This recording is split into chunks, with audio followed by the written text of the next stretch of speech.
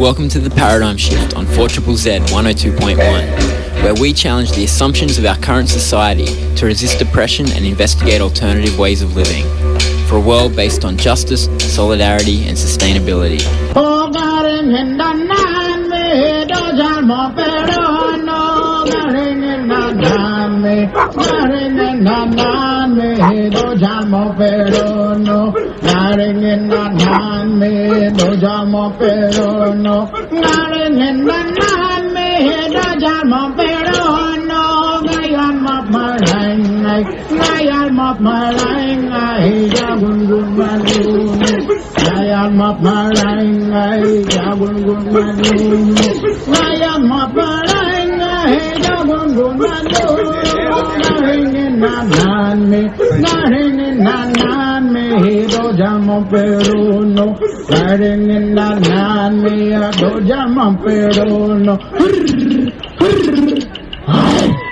Welcome to The Paradigm Shift on 4ZZZ 102.1 FM, your local community radio station.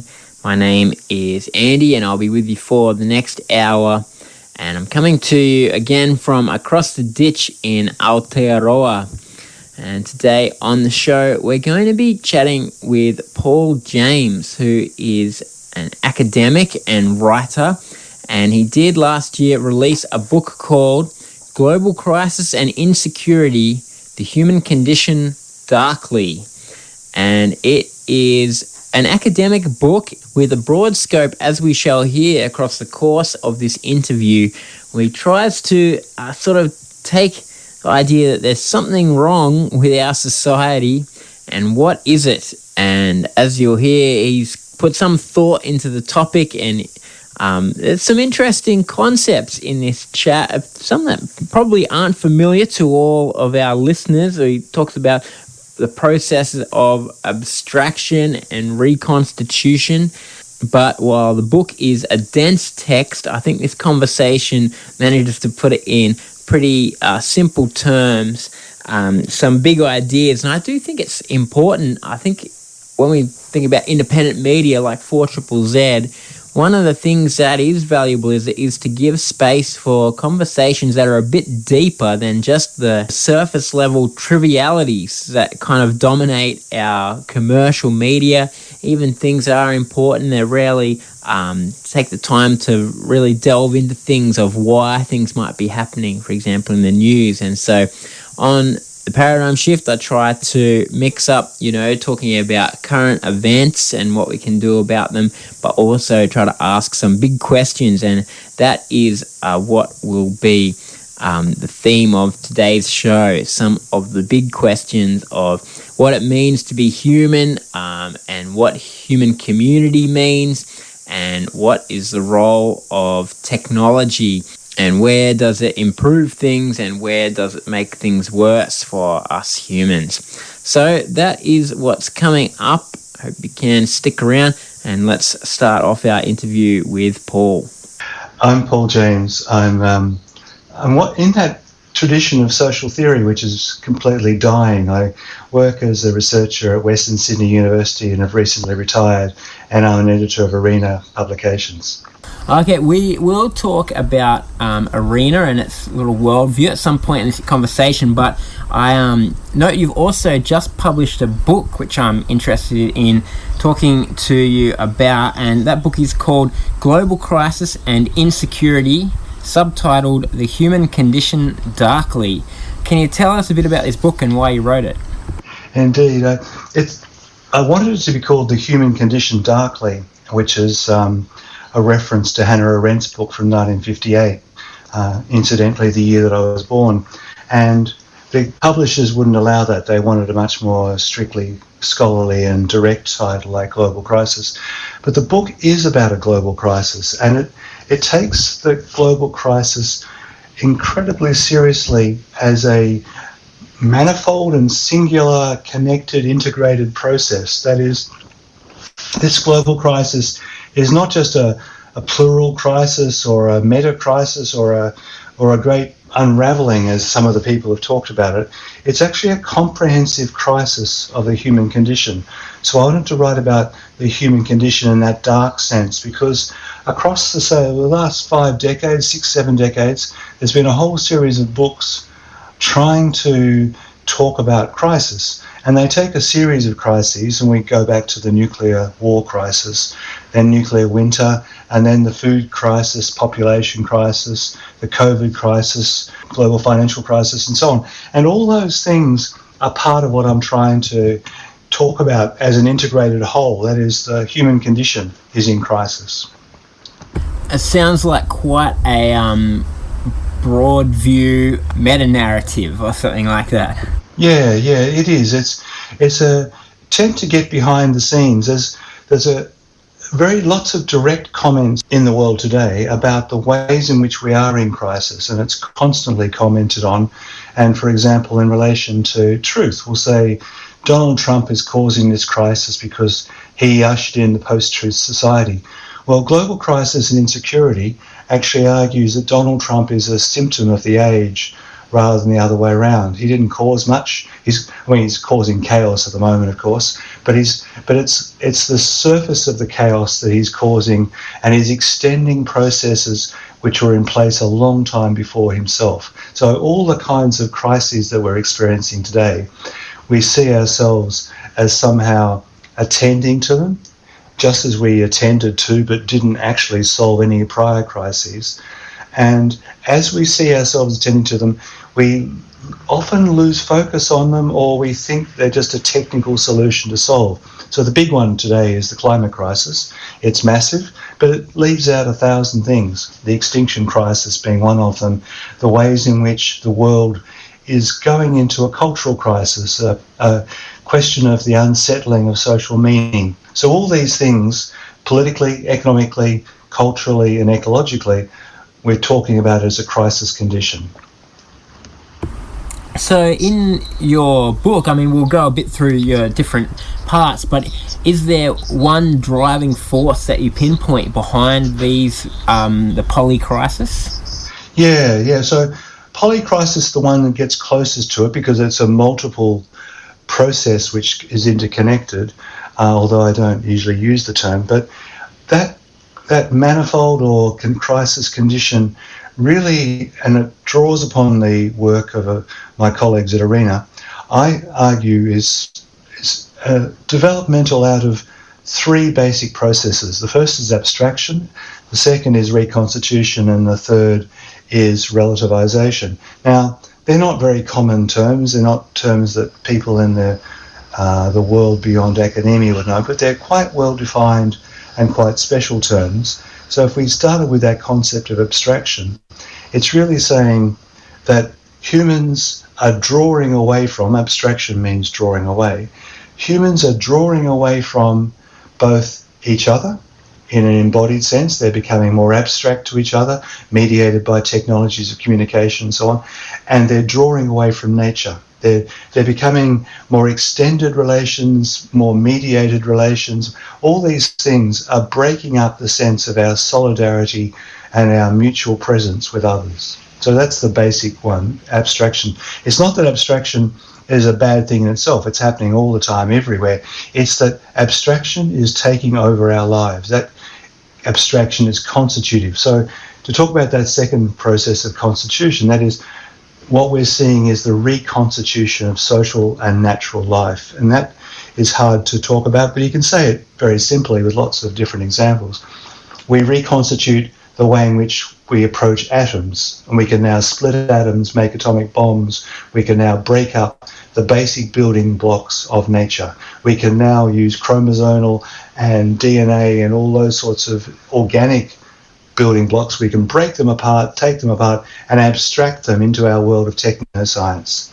And then the relativizing part is the argument that we've got no place to stand anymore except our own individual places, which we have to determine for ourselves. So we've relativized everything. Everything becomes who we are, where we stand, and what we believe in. But that's no longer a stable ground to stand on. It's the ground of post-truth. Complicated, I know, but it's a book which sets it out in lots of examples and argues it through quite systematically. Yes, well, let's have a look at the book and the different sections of it. You've got it divided into three main parts, and I'm interested in hearing a summary of them. So your first part is the dark energy of our time. Yeah, so the dark energy of our time, I'm suggesting really from the middle of the 20th century to the present, has been intensification, massive intensification of those three processes: abstraction, reconstitution, and relativization. So that abstraction process we can see in, say, the communication area really easily. We now have names like Facebook, where the idea of being in face-to-face with somebody is now, even the name has been taken away, it's seen as a mediated process. The second part of the book, Confronting Global Contradictions, says, well, each of those things we start to look at, you'll see there are contradictions in them. So how do we face the contradictions? When we're trying to save nature, for example, as everybody's trying to do at the moment supposedly, we actually reconstitute it, change it, abstract it, still doing all these same extraction processes from it. We're still destroying nature, but we destroy nature and remake nature, so genetic engineering or remaking the barrier reef by trying to get coral that can handle 2 degrees warming. We're reconstituting nature in order to save it, and that then extends the process of the disaster as it's unfolding. In that part 2, Confronting Global Contradictions, the focus is really on questions of security and violence and war and genocide, refugees, those sorts of areas. And it's really saying in those areas we are destroying the basic security of our world. So the more that we emphasize security, the more that we put an emphasis on abstract security, security through missiles and bombs and drones and systems, the less security we actually have. And then the third part of the book, which is equally important, and it takes up a third of the book, it is trying to struggle for positive human development. It's saying, well, given that terrible situation, what can we do? And very rare for books to do that. Well, I've tried very seriously to put it in a way which makes other worlds possible. Let's have a dig around, I guess, in some of your thinking around these issues. And it seems to me that a big part of it is a critique of modern technology and its role in that kind of abstracting and reconstituting process. Is that right? Yeah, it's exactly right. So it's not the technology in itself, although some of those technologies are abominable. And I think, for example, the nuclear weapons don't have a place in this world. AI may have a partial place in this world, but it's becoming a platform which is dominating both the economy and the way in which we think. So effectively it's saying that the technologies, and in particular a system called technoscience is that way in which science shifted from the idea of discovering things about nature to remaking nature for the purposes of capital. Technoscience became the mechanism for really instrumentalizing nature so we can make money out of it. And technoscience, the technologies of that activity, have become bigger and more brutal and more subtle as well. So the brutality is quite subtle in some stages than ever before. And the ones which you can focus on, in the ones we could, part of the news today, can include, so the ways in which wars are fought or the ways in which people generate their sense of their relations to others. It doesn't matter which one we choose. If you take the way in which wars are fought, and the Gaza war is a good example, the war on the Palestinians, that war is built around an abstracting process, a system of technologies which, using AI, it's using different things. So a system called the Gospel in relation to Gaza is the system it uses for targeting particular people.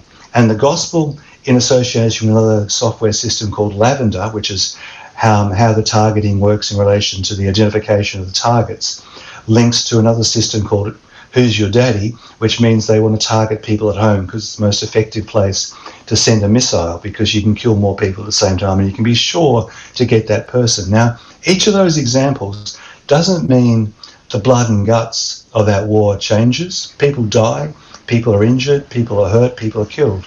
but it means that the abstracting technologies, the technologies are starting to drive the process beyond the human control of it. Now, humans clearly are still in control of these technologies, and they are intending things to happen, but they can defend themselves by saying, well, we didn't intend that mistake to be made. This was just an aberration. But the system of it is so comprehensive now that it's taking over the way in which we do basic things like fight war. And you could do exactly the same. We're talking about reproductive technologies. The way in which we produce children is still by mothers who have babies in their bodies. But increasingly there are industries which are developing the technologies for the reproduction of humans, and they're making lots of money out of it. Yeah, I guess talking about, human reproduction there, it does bring me to one of your ideas about abstracting embodiment is one of your titles, and I assume that this is something about the embodiment of face-to-face relationships, like in the Gaza war, for example, with drone bombing. You don't need to have an interaction with somebody to kill them. But also, I guess embodiment is also about human bodies, and I guess the extension of the human body through technology. Yes, exactly. So I wanted to look at both death and birth, and wanted to look at the ways in which the effects of those technologies, but the processes which wrap around those technologies in particular, give rise to a sense that reconstitutes who we are as humans. So you can see what I was talking about in relation to war. It means that while it may or may not be genocide, it's certainly the killing of people in a way which is technologically efficient and heartless. It allows the people to abstract themselves from the immediacy of killing, although there obviously are troops on the ground. But if you go to the abstracting embodiment question, the question of human life, it changes who we are as people as well, because the expectation now is, if I want a baby, I can have a baby. So the limits of having a body of a particular kind, male or female, the limits of having a body which may not be reproductively capable, are all seen as just simply technologically possibly limiting things which can be overcome by new technologies such as in vitro fertilization or other forms of genetic manipulation. We can be whoever we want to be. Now, this then has a major effect on questions of identity, family, all sorts of things. It's not that this has overtaken older forms of embodiment. It's rather that it has changed the way in which we think about them, and therefore our practices are being reconstituted without us knowing it. An example I use in the book is the one which appears to be completely benign, how one looks at yourself as a pregnant person with a fetus inside, and a new technology which incidentally came out of war, which was ultrasound wands, which came out of the kind of technologies which were used for hunting down submarines. That technology then became a means of actually monitoring the normality of your baby, whether or not it's normal to be born. And while it's a clear process in the sense that they also want to know technically if they can do something to improve the condition of the health of that fetus if it's in trouble, they also want to give you the choice about whether or not that baby is deformed, disturbed, has 6 fingers, all those sorts of questions. And once that's put in place, again, is the question of the human individual becomes a chooser over life and death, and they choose within those technological frames. There's a sort of human triumph over nature there, and it's interesting, this phrase, the Anthropocene, that gets used for climate change doesn't necessarily get extended to these kind of ideas of how humanity has sort of usurped the limits of nature or of our own nature or something like that. Yeah, very astute. I like that immensely, because the Anthropocene started off as a geological notion, whether or not you can see human engagement in the world embedded in the rocks of our world. And because the layer has been so thin of our engagement, namely, it's only 125,000 years, that layer was not enough for that geological society to say, this is the Anthropocene we're currently in. However, we're clearly in a situation in which humans are affecting the nature of nature. And part of that is exactly as you described. We want to have unlimited capacity to be what we want to be. And Elon Musk's example of SpaceX is perfect for that. And all the current desires from the movement towards, and this is the tech bros are all going through it, they're thinking about how can you extend life beyond the normal sense of human lifespan, but they're also using technologies such as brain implants to think about how we can be longer living, more active humans in the world today. And the effect of that, as I would argue, is it actually starts to annul the prior sense of being human. I'm sure people will adapt, but we're being abstracted from nature, and our own nature is part of what we're being abstracted from as well. We're choosing absolute, limitless people. We're trying to make our world in a way in which we can play the games that Hollywood films make when they send us off into the stars to make a new world. One other thing, I guess, that hasn't been mentioned there is the notion of AI and artificial general intelligence, and the idea that we could transcend even human limitations with the assistance of these machines. Yeah, one of the tragedies of that is exactly that's what it's being used for. The other tragedy is that it's becoming normalised. It wouldn't matter if AI was a marginal part of our world and helped us out with bits and pieces, but it's actually becoming normalised as the core part of how we think about the possibilities of our life. And this is the reconstitutive part. As you take on those technologies and use them, and they become necessary to what you do, it doesn't de-skill you in the old sense of the word de-skilling. You still have enormous skills because you're playing around with the new technology. But it takes away from the soul of the skill. It empties out the capacities of humans to actually make decisions about their life which are other than ideologically couched in terms, as you put before, of unlimited connection, unlimited relations to others, unlimited control of this and that. And that's the key part of the problem, that AI promises so much, and it will deliver on many things. It's one of the most amazing revolutions of our time in that sort of technological area, one of the most amazing revolutions of our time, and yet we've barely considered its consequences. We've barely considered what it's doing to us as humans. I'm intrigued on this idea of technology, and I guess where you pinpoint the start of this, because if you were to think of, say, the invention of a plough, it took us beyond our nature, which had been hunter-gatherer nature, and took us beyond the limitations of that. And so any technology, I guess, has done that. But is there a point where you see that technology has accelerated that to a point that's unhealthy? Yeah, well, each of those points have had contradictions, and as you say, they've changed the social relations from hunter-gatherer to agricultural societies, and from agricultural societies to industrial societies. Effectively, what I'm arguing is we're experiencing a great unsettling of the human condition. The first great unsettling, or the first part of the great unsettling, was that modern unsettling of colonialism, imperialism, industrialism, the process by which that extension of human relations across the world broke into every part of that world and started to break it apart. Capitalism was a key part of that process. It changed how somebody worked the land. It changed how you worked a particular object. It started to put in place the necessity that you learnt about time in a different way. That clock time is part of that process, which causes changes. The threshold to the current crisis, I would put at the middle of the 20th century, and it is the concomitant rise of technoscience, the making of war, and the generation of intellectual activity around solving problems for their own sake without thinking about their consequences, was the atomic bomb. Because it was developed in the Manhattan Project.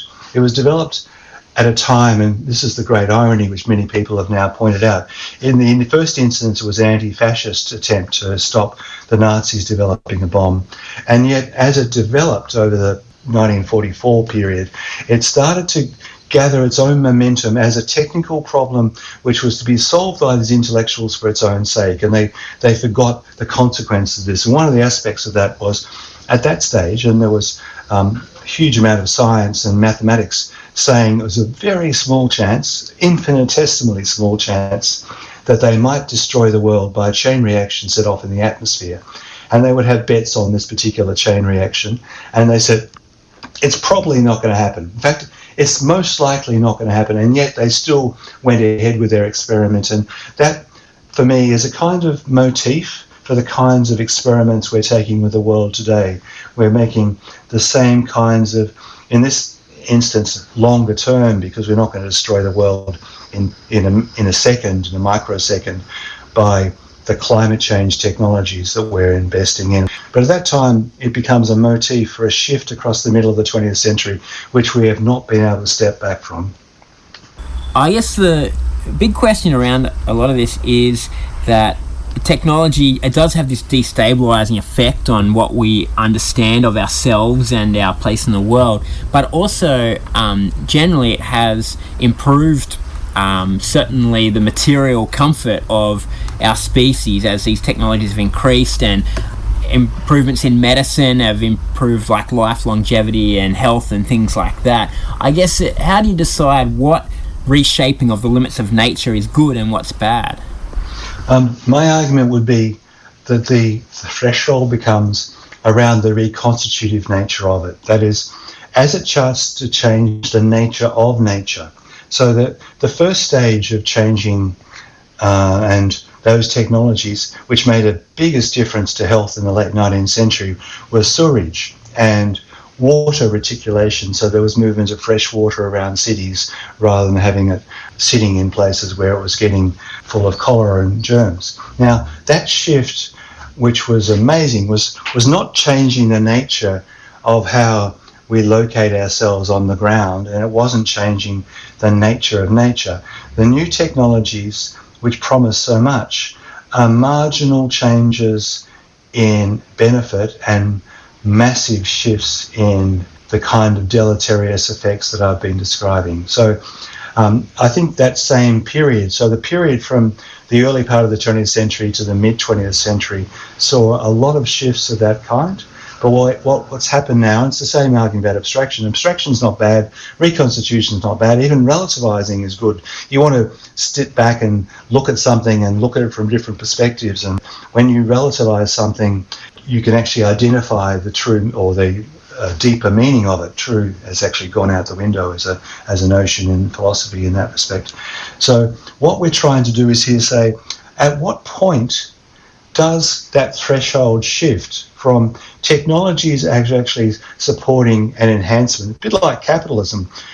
And this is why we have a complex world of people who are arguing for capitalism, even though it's done so much damage, is that it has brought improved conditions for some. But what we're seeing now is, yes, more people are richer in this world than they've ever been materially. They're also sadder, more distressed. They're more likely to commit suicide. They're more likely to be distressed by the nature of their existence. And despite having more material wealth than ever before, their material wealth brings them less return of a positive kind in terms of wellness, sense of self, sense of worth, all those things.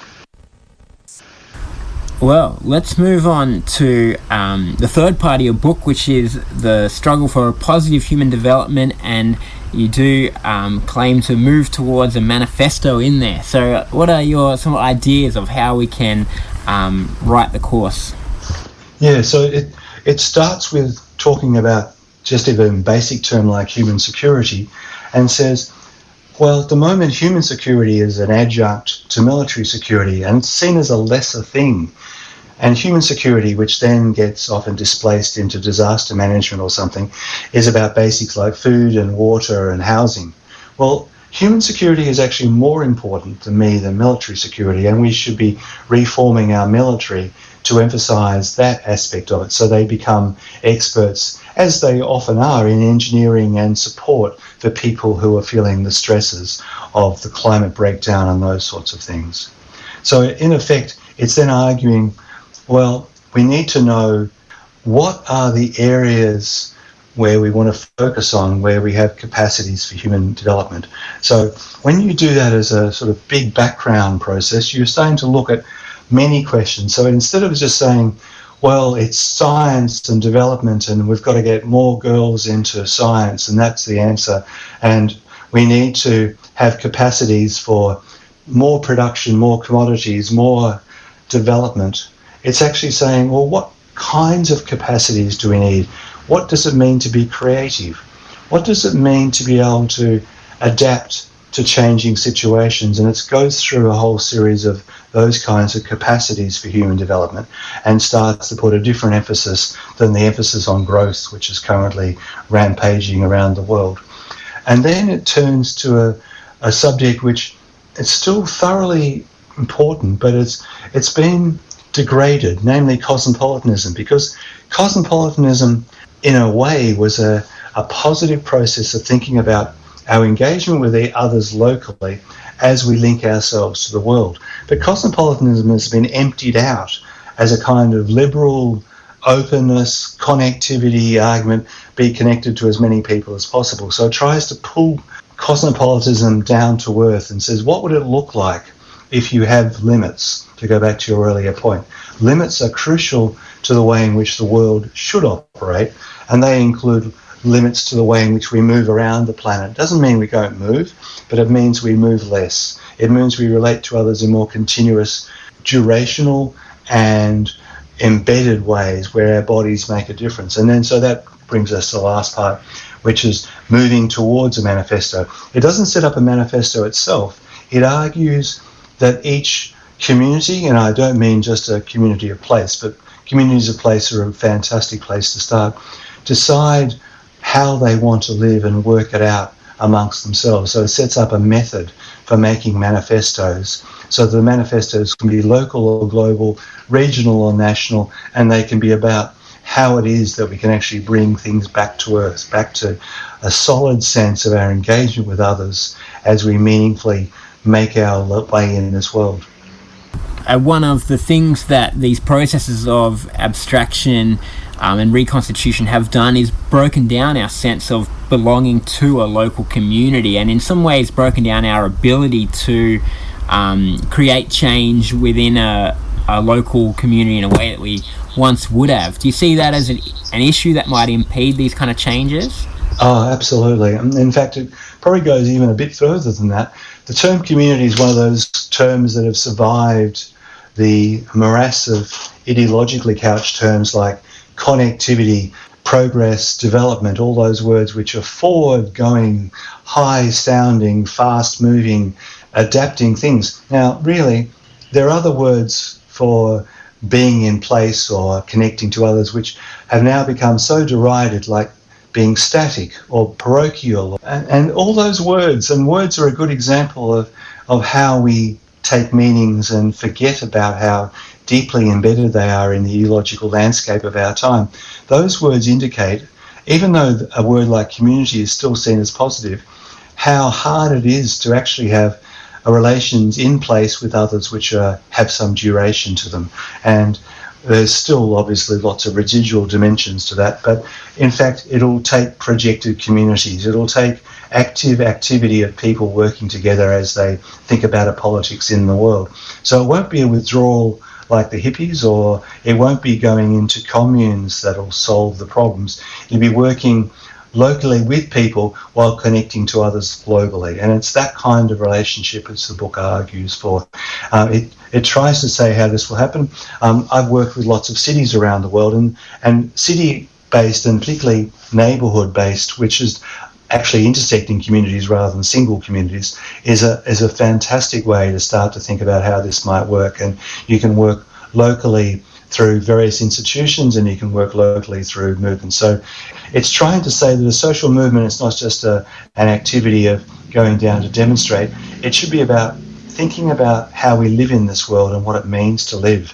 And so any movement, so Extinction Rebellion being a good example, we've now got to the point in our world, and this is the other side of the emptying out of community, where the goals of Extinction Rebellion, as limited and weak as they are, namely governments should set up groups that they listen to, and they should have policy, and they should tell the truth, know the basic policies of Extinction Rebellion, should go much further than that into how are we to live. And what I try and do is discuss that process. Some of the best examples and the ways in which the Zapatistas, in talking about another world as possible, worked in Chiapas with local communities where they were political, but they were also on the ground doing things, education, they were working with children, they were working with food production, they were working with really basic things. So it cannot be, it's not just a small community group that just isolates it to itself and does some good work. It tries to think of itself in the world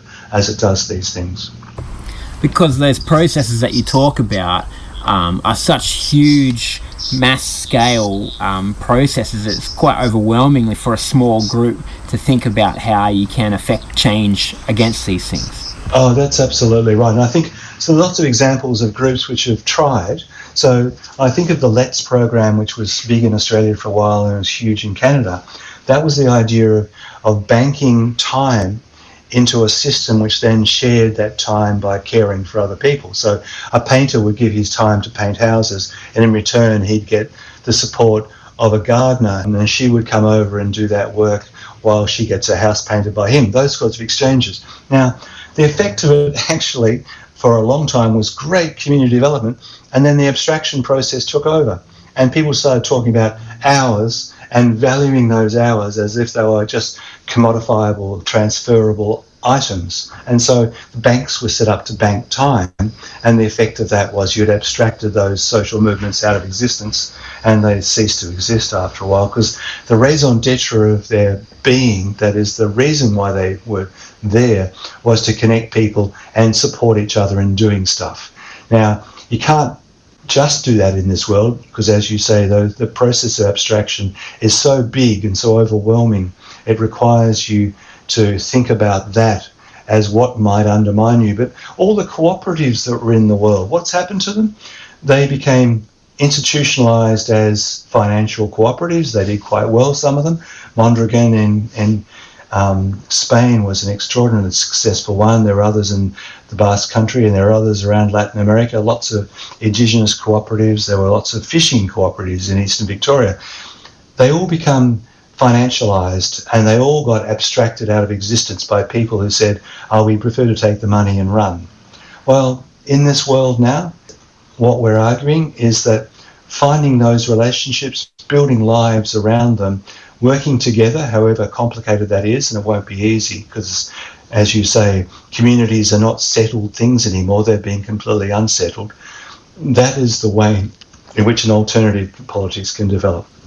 All right, well, just finally, Paul, we did mention Arena magazine, and it seems to me that your views here are certainly representative of what is in that magazine and what that magazine thinks of itself as a kind of arena position. Do you want to tell us a little bit about Arena magazine for those who don't know about it? Sure. Arena started in the early 60s as a magazine on the radical left, which was trying to understand a world which was still in the Cold War. And it had a series of individuals from the New Left who were seeking to go further than just, say, organised into worker cooperatives or something, organised into production systems. And they wanted to go further than the old Marxist notions of take hold of the mode of production. And they formed a group around a magazine, but it was also, they were thinking much more broadly than that and developed a theoretical system which became the basis on which I work. So in effect, it's been a magazine in existence for 50, 60, going on a bit longer. I've been an editor for 40 years. People are part of it. We work together. We for a period of 20 or 30 years, we tried to print the magazine ourselves. We worked on land development, and we worked on discussion groups, as we still do. So it's an attempt where people have come together to act in the world against some of these processes, but also to set up something which is alternative and continues on for a long time. Arena you can get by subscribing, because we need our subscribers. But the book that I have, it's Cambridge University Press, and I'm sure they wouldn't mind, but I'm happy to send a copy, particularly an electronic copy. So if anybody wants one, they can just write to me and I'll send you a copy, electronic copy, because it's part of that exchange of ideas, which are really important. All right, well, thanks very much, Paul, for having a chat with us today. Great pleasure. Always good to talk. You are listening to 4ZZZ, and that was Paul James, who we have been speaking to for the duration of today's show. I hope you enjoyed that chat. It was a bit different, I suppose, to the paradigm shift normally, where we're sort of zeroing in on a more specific issue. This is a much more broad view of society and humans, but I very much enjoyed having that chat with Paul, and I think it is so important to consider the big questions of life and meaning and society, and I encourage you to do it often. I think I agree with Paul that so often we are not all that conscious of the amount that our lives and our society are changed by new technology. And I think so often when we use that phrase new technology, we think about the digital online tech of smartphones and social media and AI.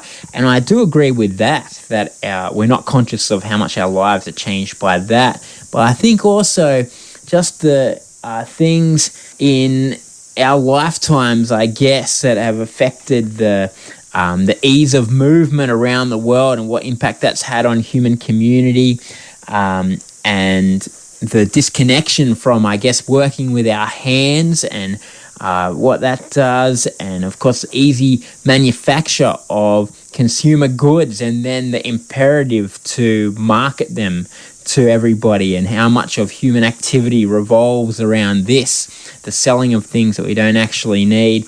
And of course, that's part of the issue with technology, is it's all underpinned by a capitalist mode of operations that's about economic growth. And that's what drives so much human activity. And that would be all right if things were all well and good and we were all happy. But as he points out, so many of us are not happy. The wealth generated by all this activity is not equally shared around. And of course, now the effects on our natural environment are becoming very obvious from all. And so we do need to do something to change the course we're on. And I hope that interviews like this and shows like this can be a part of doing that, helping us to think about alternative possibilities. That is just about all we have time for on the Paradigm Shift today. See you next week.